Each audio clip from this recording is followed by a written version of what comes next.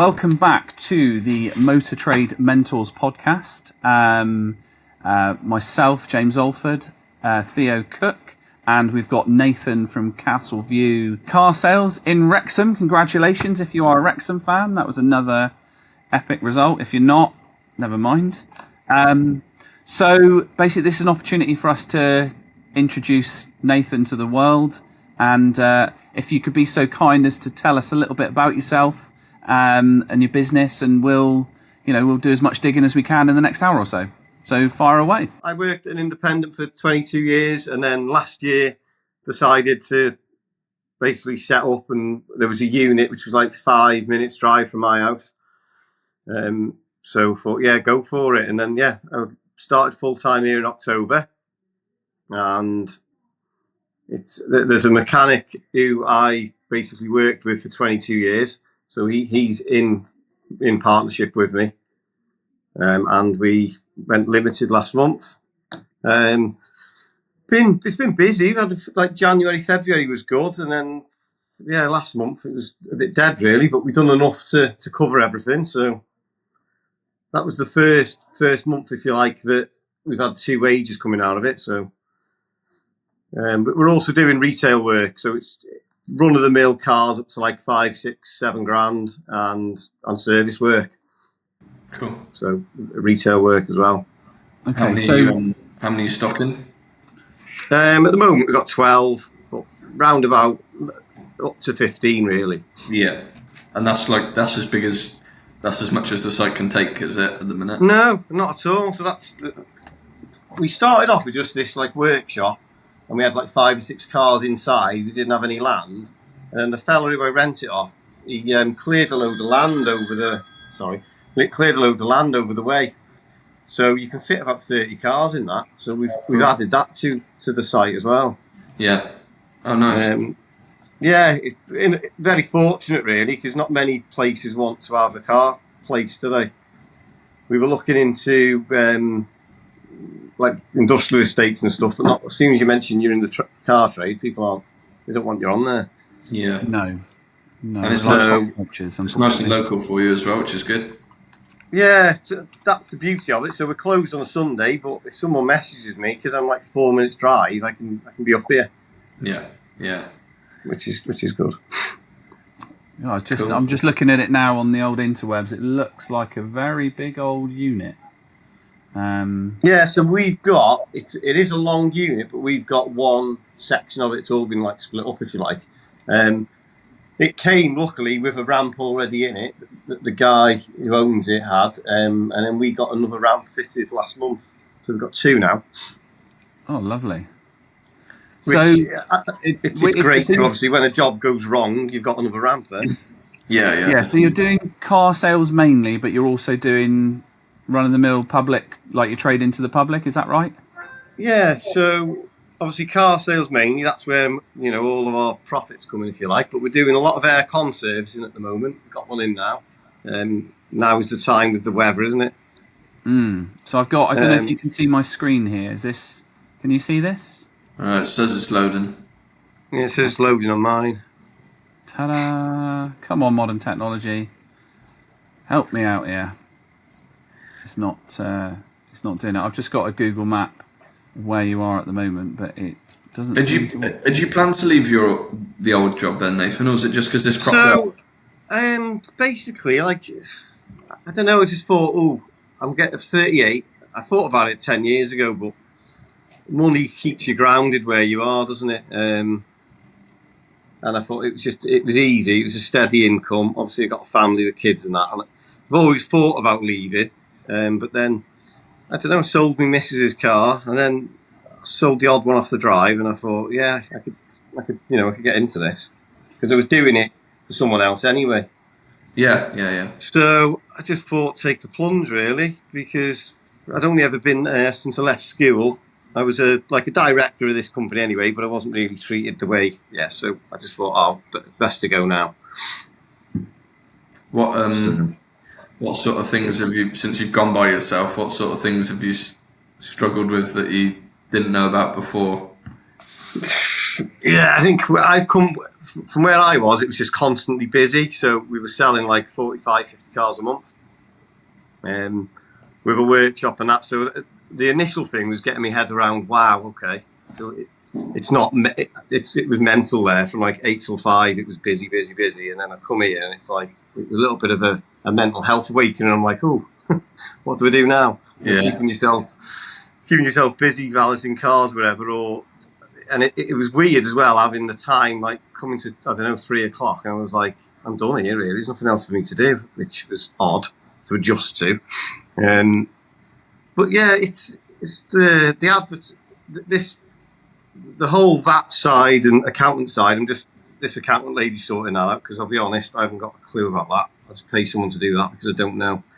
The advertising, the buying, and stuff like that, I'm pretty confident, like doing that, because I did do that there as well. And it was just more getting my head around these different packages that they do. Obviously, we're on this Auto Trader basic one at the moment. They keep coming up saying about your visibility's low on your adverts, and I didn't know whether they're trying to say it's because I'm on the basic package and we can upgrade you, but I'm not sure about that. Yeah, I'll start off here. I think this is my moment to explain how I feel about Auto Trader. Again, it's been a while. I haven't had an opportunity to speak my thoughts.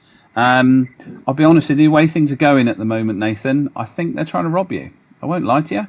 I think they're trying to rob you. I've had a look at some of your adverts, and I don't think there's anything wrong with your advertising. So I don't think whatever you've uploaded onto Auto Trader is in a position where you'd be affected by going up a package unnecessarily. So you basically, I think you'd be paying fuck all. And yeah, that's a pretty dead set how I feel. What other platforms are you using at the moment? So we were on Car Gurus, the free one, and then on Thursday last week we signed up to I think it's an 11 car package with them. Yeah. And how much are they charging you for that one? 260. Okay, so that's quite a nice amount of money, I suppose. And anywhere else? Are you on eBay? We're not on eBay, no. Okay. I do a lot on Facebook, and I did have a Google AdWords campaign going as well, but I do keep a note. I ask every customer, where have you seen us, and then a lot of people are putting in car dealerships in my area on Google Maps and getting me that way. Yeah. The only thing I'm thinking from my experience is eBay Motors Pro, Motors, that sort of thing, the whole thing that you get as a package with eBay. If you're a slightly more remote site, because you don't really have a massive amount around you, I think sometimes they can be affected when you're slightly remote. So I think it might be worth looking into it, not necessarily doing it, but it might be worth looking into it if you do start to struggle, because that is a really good platform for that. Some of the dealers that are much more central really struggle with eBay Motors Pro. So like, in the built up cities and you've got 10 car dealerships in a line, or, 5 dealerships within a mile, that's when they tend to struggle. Whereas eBay Motors Pro tends to work quite well for the slightly more remote dealers. And obviously I'm a massive advocate of Car Gurus because of the work that they do. And since I've signed up to them, they've been fantastic.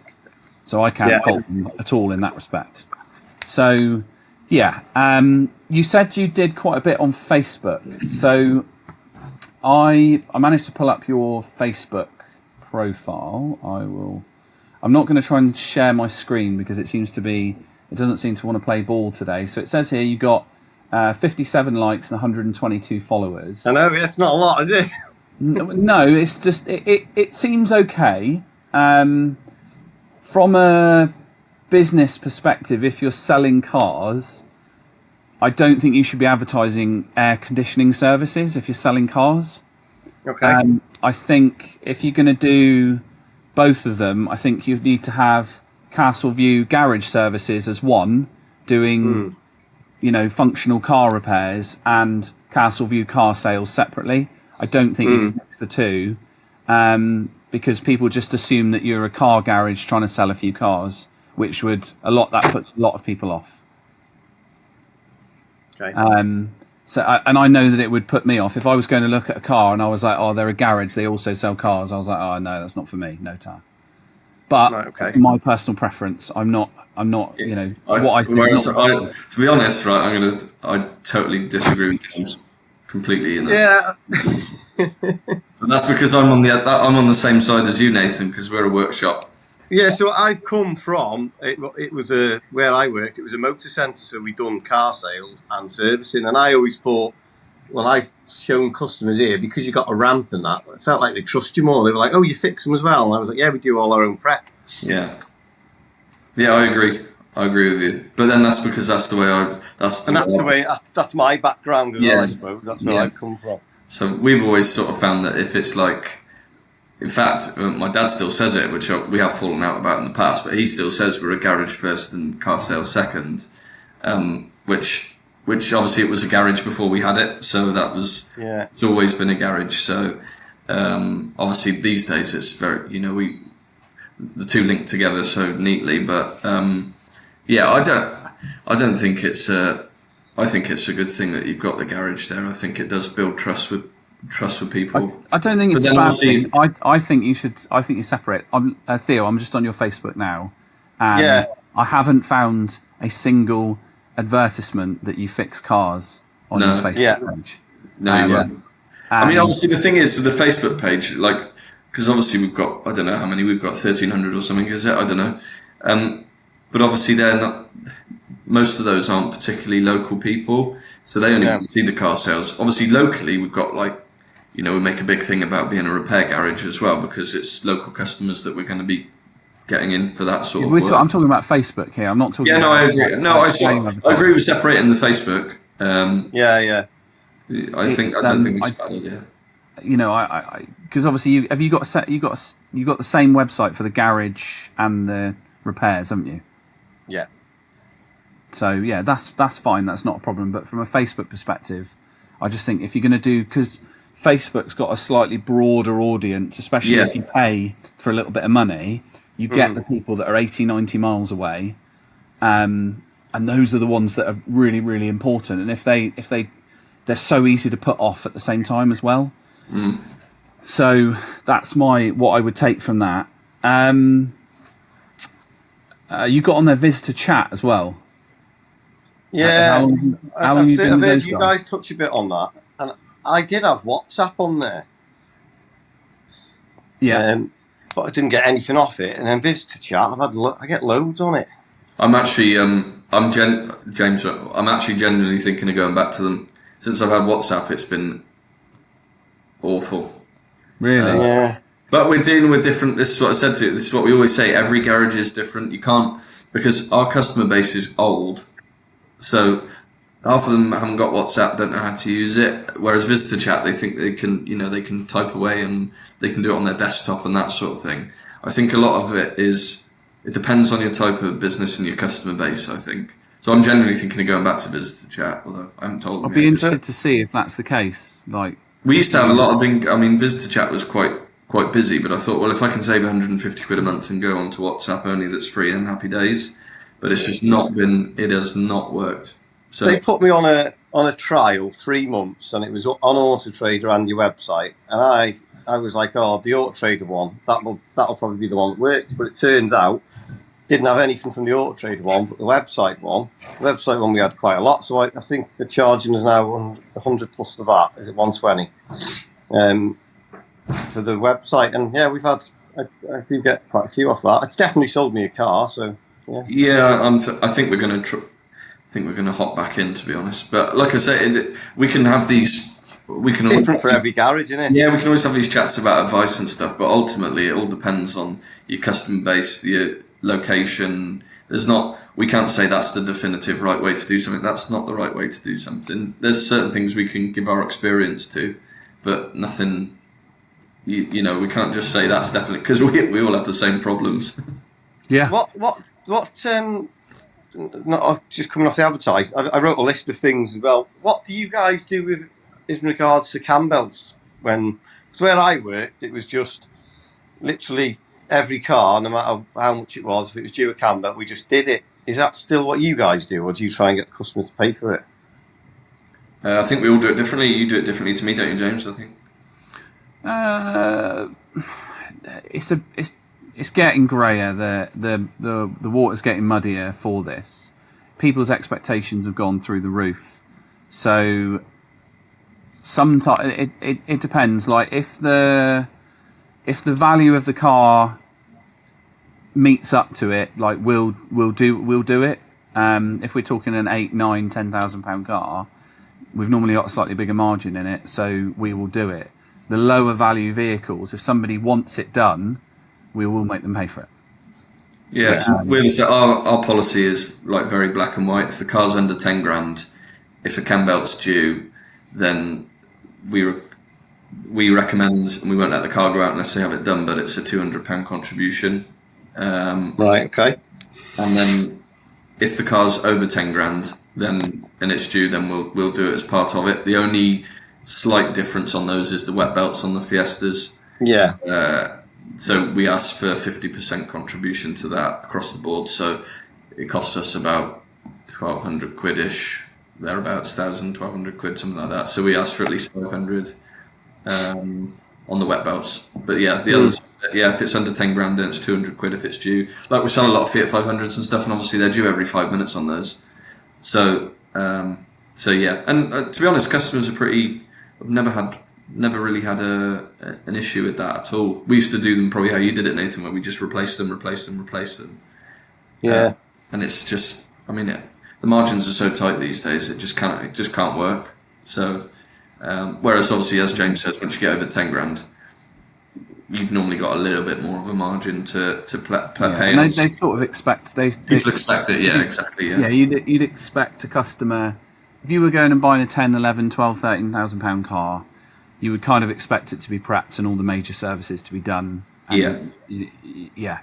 You'd expect. Same goes like so like on DSG fluid changes. If they're due, if the car is again at a certain value, we will do it as part of it because from our perspective, doing our own warranties, we don't want anything to happen. But like James says, the expectation is there once you get up to a sort of certain figure. But if you're doing the 5, I would not have an issue with you trying to charge for the stuff that's sort of 5 grand-ish, because I'm sure the vast majority of customers would rather it was done before they have the car than having to take it on a flyer sort of thing. Yeah, I know what you're saying. Yeah, that's fair. That's fair enough. But yeah, I think we've got a list of questions. Let's rally through these questions. Sounds like it should be fun. Yeah, so we've got a note of that.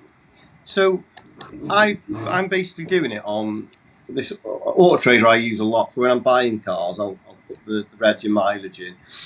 I do look at that desirability factor a bit, and obviously it gives me a rough idea on the retail price, and then I just work backwards on what I want to buy it for. But we don't have cap. I'm not massive, am I? I just think about overheads. Do you think I need that, or no? Yes. Yeah, what I do though, James, I use there's a free one, isn't there, through Vauxhall. So if I need it, I use that. Dog shit. Right. So question of the day: how would you feel if you overpaid by £1,000 for a car because you dicked about with that stupid fucking Auto Trader system? Okay. Yeah. When you could have paid £1,000, got it right for 1 year of cap HPI. Yeah. They're independent. They're not governed by Auto Trader or anything like that. The auction houses use them. Like, it's a safety net, and you shouldn't be working your business off Auto Trader, because that having Auto Trader there, that's the crutch of your business. Then you don't know how to do anything else. You don't know how to operate without it. You should be in a position where you can grow independently and get your prices independently. Mm-hmm. Not from the platform that's selling the cars for you.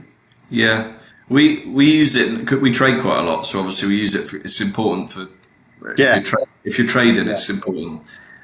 So we've got cap and cap live because we do trade a fair bit. So you've got to be right on it. But I don't think it's. We didn't have cap for quite a long time when we started. Yeah, because like when I'm bidding on CarWow and that, the cap figure's already on there. If I'm on an auction house, the cap figure's already on there. So I think the only reason I need them for is Part X's, really, isn't it? Yeah, but the CarWow's figures aren't always up to date. Same with the auction hall. Like, right. When you've got Cap HPI, you can use it on your phone anywhere. You can do inquiries on the evening and value cars whilst you're sat there on your phone. The convenience level is level 25. If you pay a little bit extra, you can get commercial valuations if you do want to dip down the line of doing some vans as well, and they're bang on the money. Okay. It's a safety net that I don't think anybody should operate without, because it's independent. Right.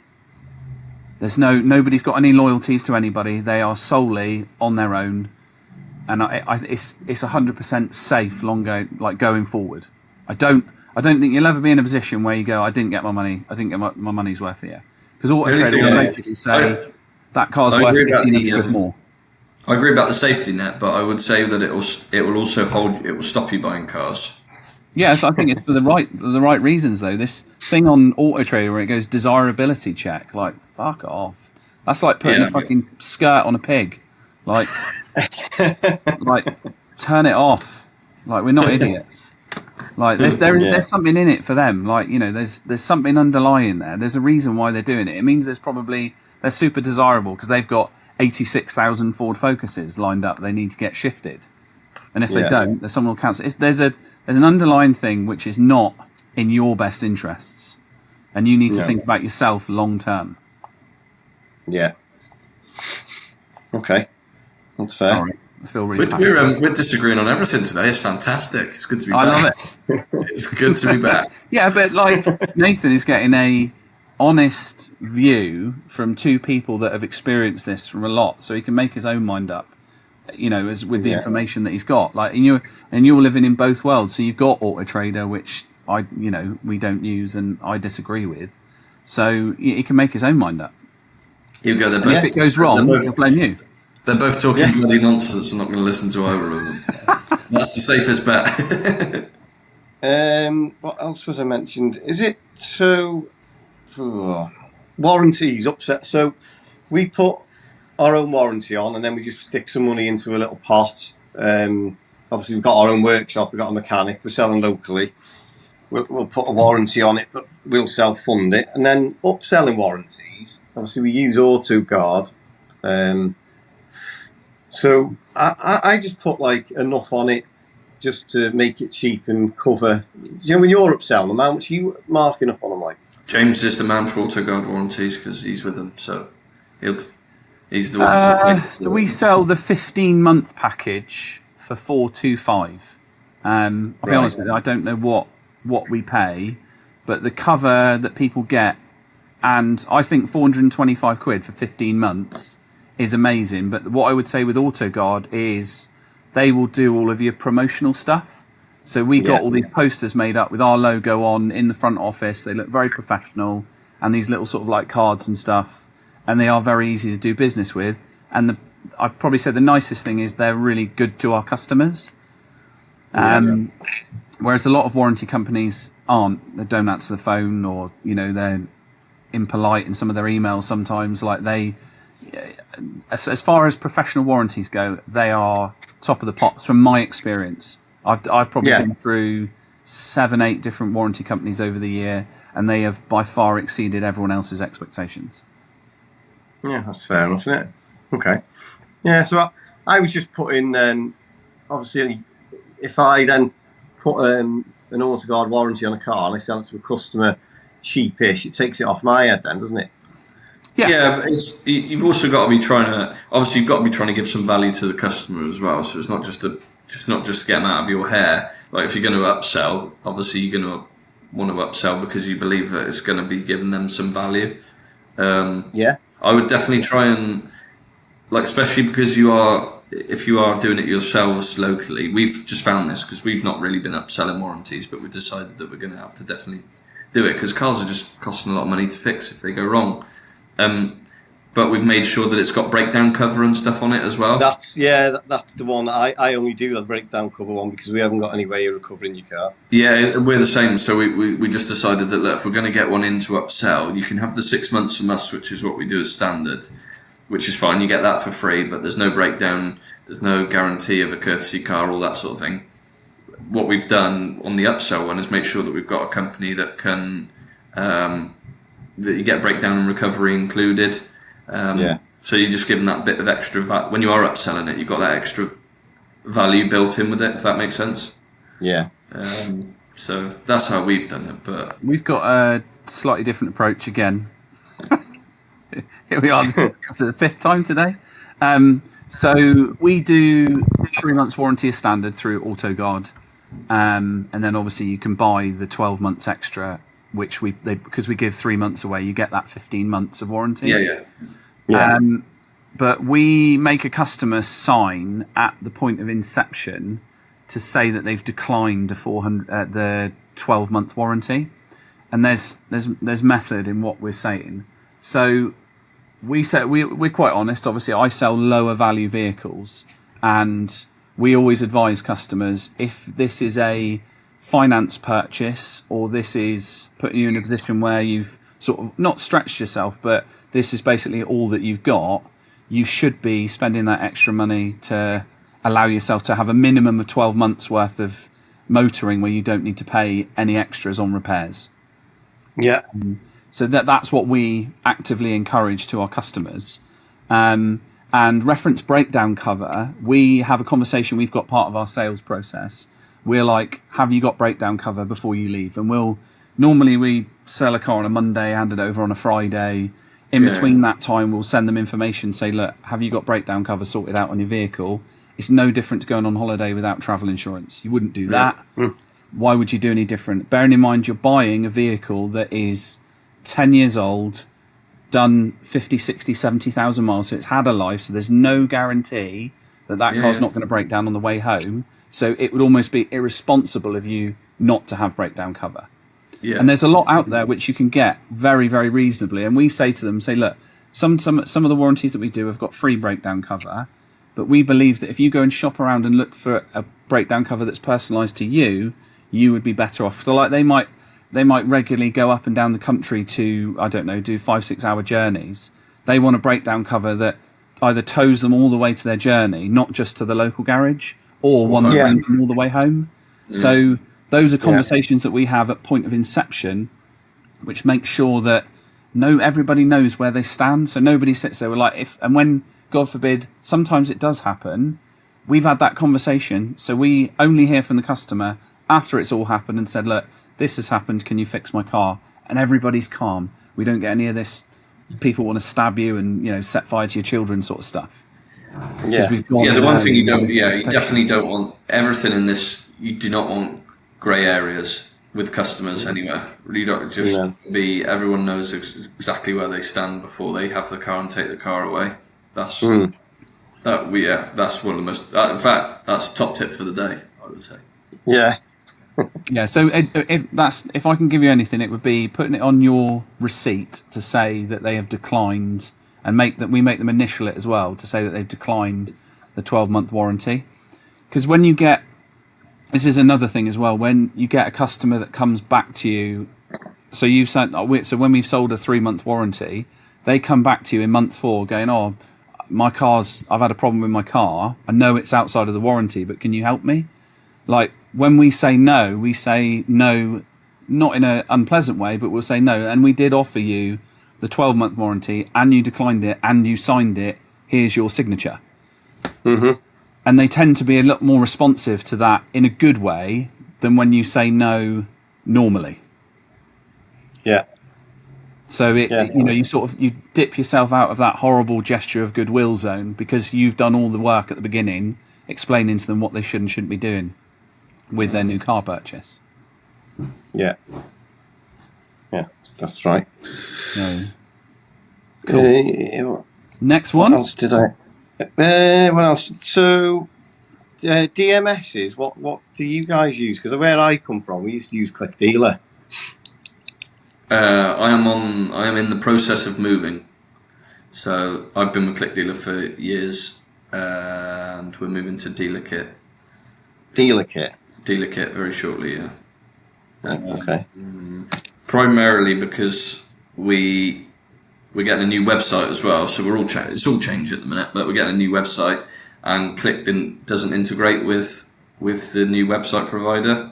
Okay. And Dealer Kit, I've had chats with them at various functions and stuff anyway. and a lot of the sort of trade guys that I'm friends with have moved over to them and been really impressed. So we've had a really good phone conversation. We've got a meeting with them next week, so and they do integrate with our new website provider as well, which will hopefully tie everything together nicely. Yeah. So I didn't have a massive problem with Click. I just think they're just getting a little bit behind the times. Right. Customer service has always been great. You know, I've never had any issues. You know, they've been great as a company. I just think that they're getting a little bit behind. So if you haven't had a DMS before, then obviously you want to try and start at the top, really, if you can. Yeah, so like we had Click Dealer there where I was, but obviously at the moment we haven't got one. We're just getting by. Do you know what I mean? But it is going to be something we need to do. It's more like the advertising. So we've got to put a car on our website, and then you've got to relist it again for Car Gurus. So obviously when you go on to DMS, it just does it. It just because the website fell who I'm with. Obviously, it is mega cheap, but it's not very good. I think the website we will end up moving. I did have a look at it this morning, and I thought, no, not. Yeah, it was just a cheap fix to get us going last year. But yeah. So if you're getting a DMS, then obviously most of especially Dealer Kit will work with pretty much all the big providers anyway. So. So I would have a look at. I think I'm more in my mind as well about like some of these websites. Like mine, there is a very basic one. A lot of them behind the scenes with is it SEO? Is it and stuff like that? Do more. That's where James is the man to speak to. Yeah, I think I've heard James touch on it before, and I can't remember what the name of the company was you suggested. 67. Yeah. Yeah. So just to let you know that I don't have a DMS system. I do all my stuff on an Excel spreadsheet. I've got a bookkeeper that does all my VAT returns and accounts, so that is completely out of my hands. The 67 degrees website. That's blown my mind, that. What? You haven't got a DMS? Nope. You're still on the old school? Yeah. Jeez. I swear by it. I think it's great. I think there's I don't know how many times I've seen it where people have been wasting their time uploading shit onto this DMS system. It's hours and hours and hours of work. And I just get the files at the end of the month. I update it onto my Excel spreadsheet. I've got all of it there for the last 10 years, and it's fine. It's not outdated because it's so simple. And all the stuff that I do on 67 degrees, the backroom side of the website, so easy to use. And it uploads it everywhere for me. It literally uploads it to every single platform for me. It does all my Google cars as well. My Google campaigns I go and do myself because I'm autistic. I have to do it myself. And I like to fuck about with it. And the Facebook side of it, I do it myself. But I like doing that because I'm in control of it. And I'm not ready to pass it over to an AI generated one because at the moment mine's still working better than the AI version. The only thing I'd say with that is that's obviously you've got sales guys, haven't you? So you've got a bit more time to. Obviously, it's quite time intensive, surely. What's that? Doing all your spreadsheets at the end of the month and all that sort of thing. No, I do it probably twice a week. So if I'm sat on an auction hall, I'll do 2-3 jobs at the same time. So and obviously I spend a lot of time sat in front of the auction. So I'll make sure that I'm multitasking. I'll do all my Facebook adverts. I can do a lot of the Instagram stuff and Facebook stuff from my phone anyway. So I just make use of my time when I'm doing stuff, so it all happens at once. And it's only a case of just loading, don't get me wrong, we've been turning over good numbers, but if you think about it, adding 40, 50 units onto an Excel spreadsheet, how long does it really take if you put your head down? It doesn't take very long at all. Yeah. So, and I do it in dribs and drabs. I do it twice a week. It's 3, 4, 5 at a time. It's lovely. I don't have any stress from it in that respect. So that 67 degrees website thing there. So you upload your. Do you know when you take pictures and that? Is there an app and you can do it on your phone then? Well, we actually. I've got a bit of a strange way of doing it. So I take the photos and I WhatsApp them to myself. and I drag, because you can have business WhatsApp on your computer screen, and I just drag them off there, and I can, or one of my staff members do it and send me the photos from the car being photoed. I can have the advert live on all of the websites and on Facebook in about 6 minutes. Yeah, that's good. So yeah. We're the same, but obviously through a DMS, obviously. Yeah, because I obviously where I was, you just take them on your phone and just upload them through the app on Click Dealer. Yeah. I need the photos in a separate file box so I can put them onto Facebook. So I've got them in a file on my computer, but also as well, I've got every single photo we've taken on a separate hard drive as part of our network here of all the cars in the last sort of like 8-9 years. Yeah. So that the way that I've done it means that I've got that. If I had multiple DMS systems, whereas because I did have Click Dealer website for my van centre, I hated how clunky it was in the background, and it's it's not a user friendly system at all, and it's very 1980s. Yeah, it's old. It is old hat. So again, like I've just stayed away from it, and I'm really happy. I don't think I've got an excessive workload in any respect, because most of my stuff, all of my stuff, I do sat in front of a computer anyway. Yeah. Okay. Yeah, so look at that. Like I said, the website this year is definitely going to be, one of the things. It was just a cheap fix to get us online. I think it should be one of the things that you think about. I think you should absolutely get all over it like a tramp on chips immediately. I think that could be a biggest. That's probably your biggest downfall at the moment. Like on a computer desktop screen, it's okay. It's not great. On a phone, it's even worse. Yeah, phone. It wasn't very. It's not. It didn't even have the mileages on the. It didn't even have the mileages of the car on phone. Yeah. So that is why I wanted feedback, because you get tunnel vision, don't you? You just crack on, but yeah, I think that should, out of everything that you're thinking about, like that should be by the end of this month. Realistically, you should have that fixed. Whichever route that you decide to go down, that you need to fix that one first, because it's a shame, because you've got some nice cars there, and it's really nice to have Drive Away Today function. That's a really positive thing to do nowadays. And if people can't see it on your website properly or see the mileage, they're not going to be driving anything away. Okay. So who's your website with, Theo? It's currently my DMS and my website's with Click.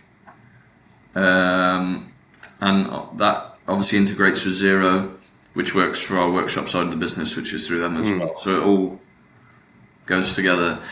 But because I've been speaking to a lot of the guys who've moved their websites to 67, and that is more for the SEO side of it, which is way over my head. But I need more people on the website, so I don't have to use them so much. Yeah. So you're going with 67 as well. Yeah, but Click don't work with them. They don't get.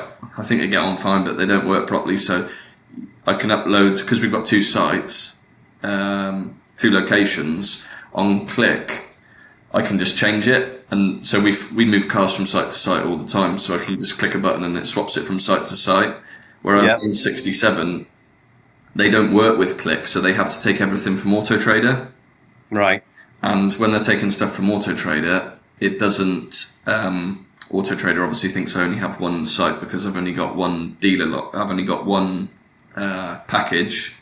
Yeah. So it was all getting really messy, but I still want to go with 67. So then the DMS, I spoke to the guys at Dealer Kit, who I've been recommended loads of times anyway, and we had a really good phone call, and they answered all my questions, and they work together. So it means that I can have Dealer Kit, I can just change the site. It means I can have two locations on my new website, and then it doesn't feed through from Auto Trader, it feeds from Dealer Kit instead. Yeah. So yeah, we'll see how it goes, but okay. So we're having quite big changes at the minute, to be honest. So I'm not. Yeah, sounds like. It feels like I should probably come on as a guest rather than the presenter at the minute. But yeah, I personally, a DMS works for us because anybody could log into it. we've got different logins for different staff. It can work with the workshop as well. So from our perspective, it is worth it. But obviously, we were doing Excel like James was until 4 or 5 years ago. Yeah. I won't be changing anytime soon. You're a control freak in that office, aren't you? You just like to get in there. Get in there, yeah, get it done. Yeah, but like I said, I know where I am. I'm in control of the situation, and it allows me to adapt my working hours for it.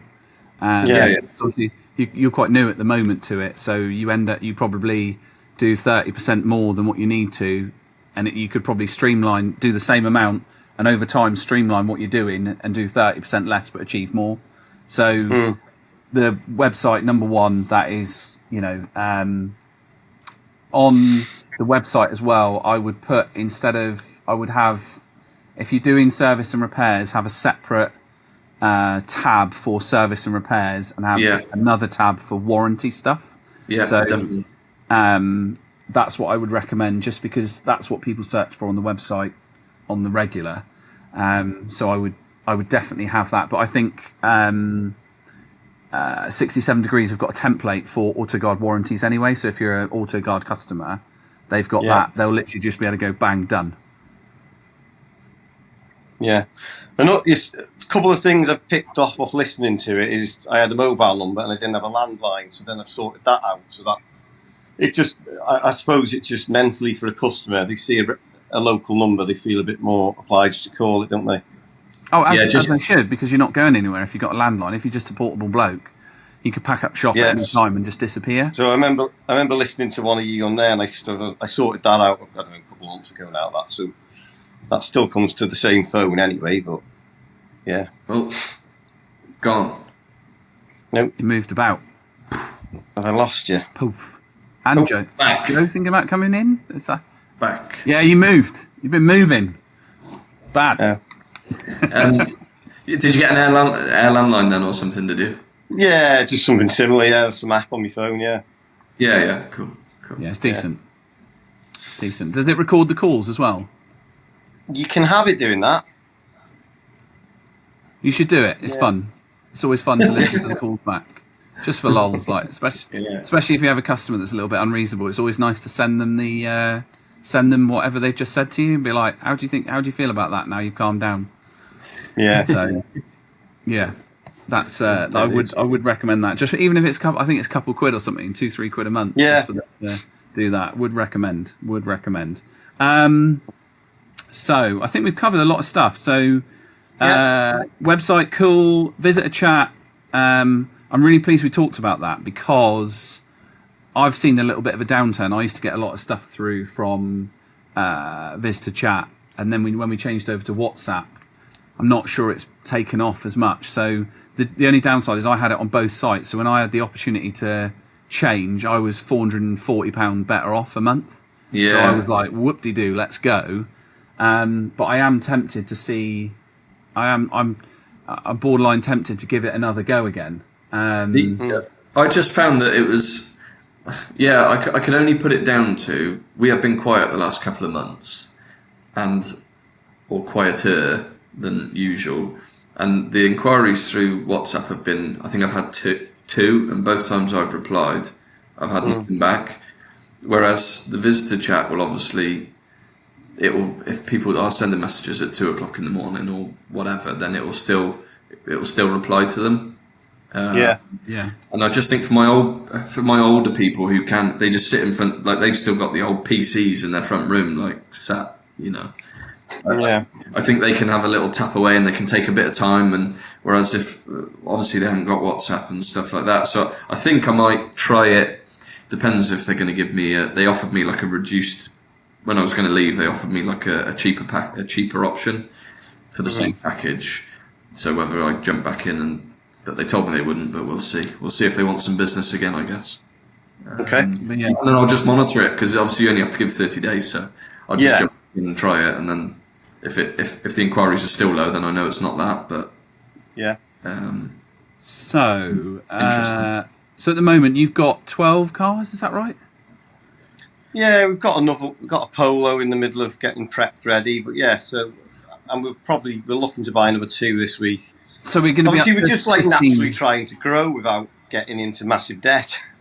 Yeah, you got, like you said, sometimes you got to be careful where you can overdo it, and especially like you said, you've got 2 sets of wages going out now. It's very easy to those 2 sets of wages to all of a sudden start chipping away at your stock levels, and before you know it, you're reducing more than gaining. Yeah, which we don't. Yeah, I don't want that. Have you got? So we are 6th of the 5th, 2025. What are we saying? 6 months. Where are we going to be in 6 months? I think we'll have. I don't know. I'm optimistic. At least 25 cars for sale. Yeah, and how many are you selling a month? So we were doing 10. We were doing 10 a month, which out of 12 cars, I was made up with that. So we did 10 in February, 10 in March, and in April we did 4 or 5. It was dead.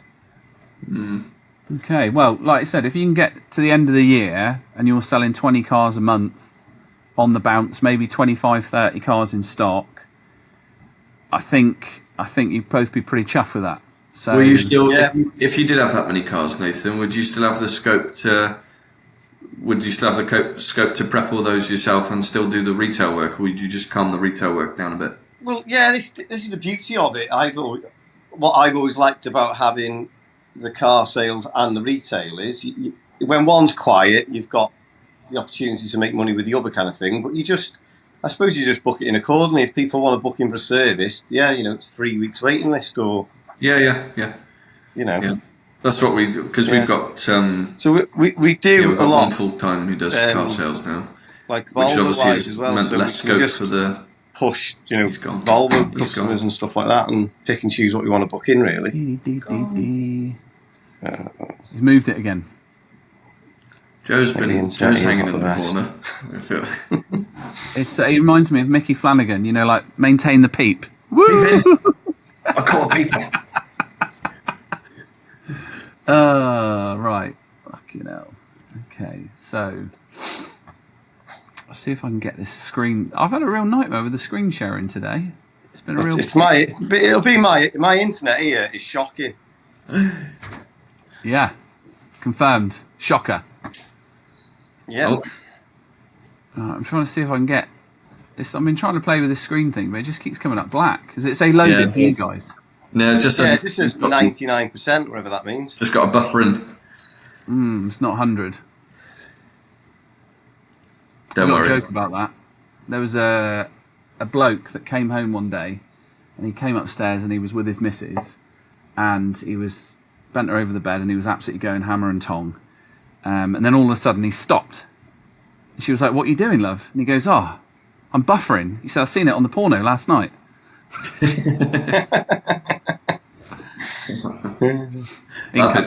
That bit's getting cut. Yeah, that bit's getting cut. Yeah, so we've got a pretty solid plan for you then. Realistically, I think I think you've got a nice setup there. You've got something to fall back onto if it goes a little bit smelly. You're definitely going to sort your website out. AutoGuard sounds like you've made the right choice there. I'm going to give the chat another go. So's Theo, because I don't know how you managed to do it, but you managed to convince us that it might be worth coming back for.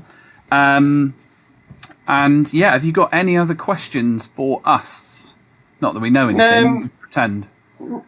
No, not at the minute. It was just, some of the things you guys have answered. Like I said, this Auto Trader thing was bugging me when I kind of fobbed them off now. They were ringing me every week going, "Are you sure you don't want to come off the starter one because your cars aren't getting seen?" I was like, yeah, but in my opinion, people don't go off the recommended. They'll go on cheapest price or low, nearest to first. I'm literally, Nathan, I've been on standard package for 8-10 years.